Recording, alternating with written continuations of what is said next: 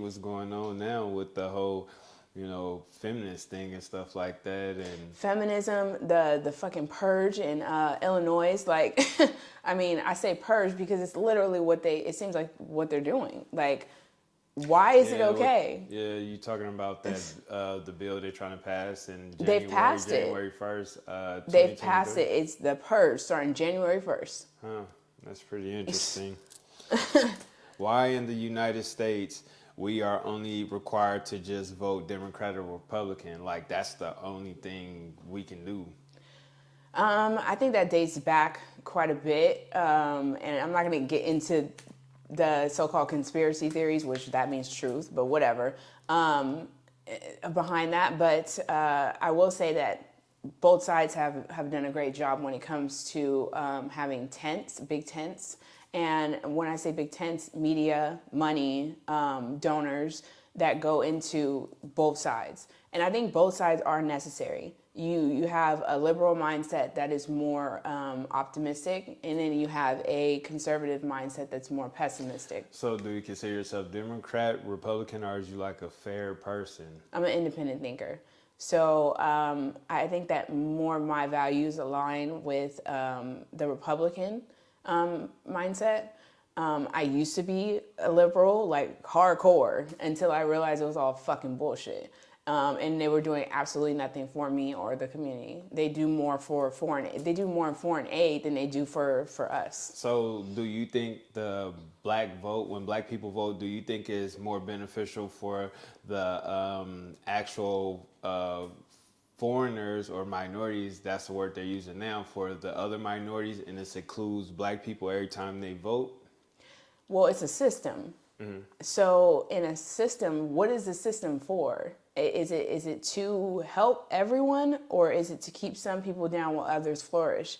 And time again, I've seen that when black people vote on a Democratic side, they don't typically flourish.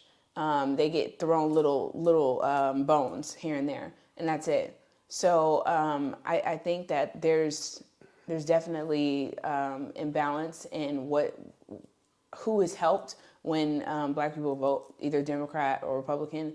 I think we need to be smarter about our votes, or we need to sell our vote, honestly. Because I came across the thing with Lyndon B. Johnson, and I like doing research, so I came across with Lyndon B. Johnson. He was talking about how he would keep these N-words voting Democrat for the next 200 years. So let me ask you, how do you feel when you heard Lyndon B. Johnson say they will have these N-words voting Democrats for the next 200 years? I'm not going to say I feel anything. The first reaction that comes to mind is fuck you. You heard about it though, right? Yes. Okay. And then I think, okay, well, you know what? He had a grand plan because it's working. Yeah, it really is, and they still voting Democrats. Like, you can't get them to see nothing outside of, like, if it's not a Democrat, they can't really see anything else. It's like Republican is bad, and then anything else they don't know nothing Yeah, about like it. Republican bad, Democrat good, but why? Yeah.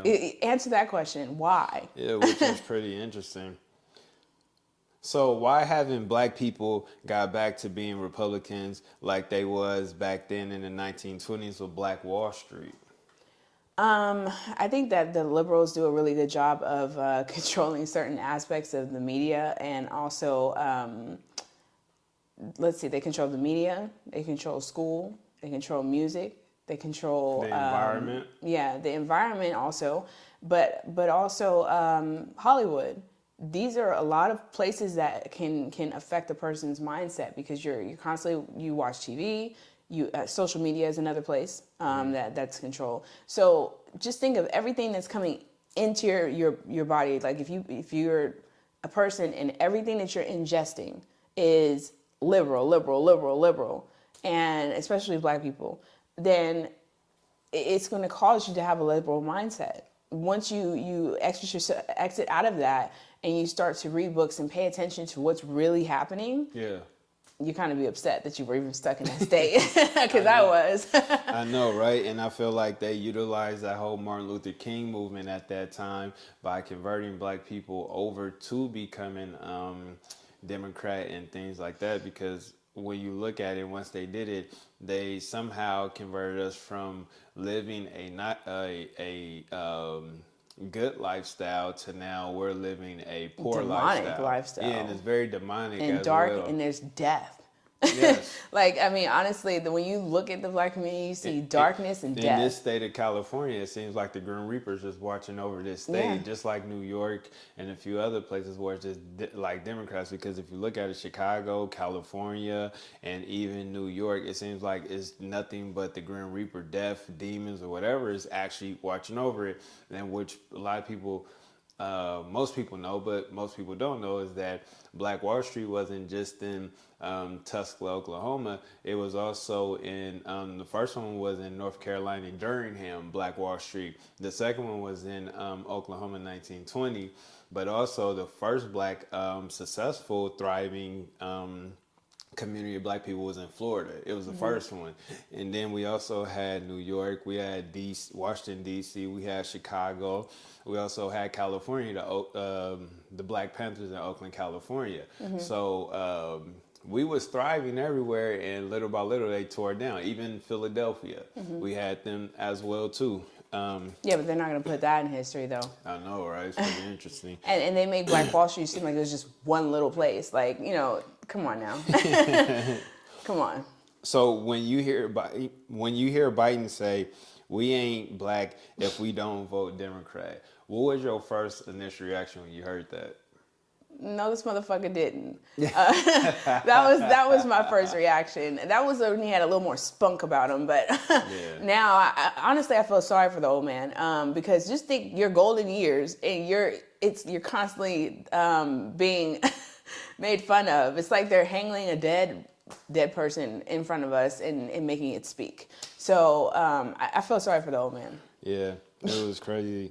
Why do some white people vote for Democrats nearly half, while so few black people only vote 1/10 for Democrats? Vote for Democrats. I mean, for Republicans. I'm sorry. So 1/10 of black people kind of figured things out, or they think, I think for themselves, or at least I'm not gonna say think for themselves.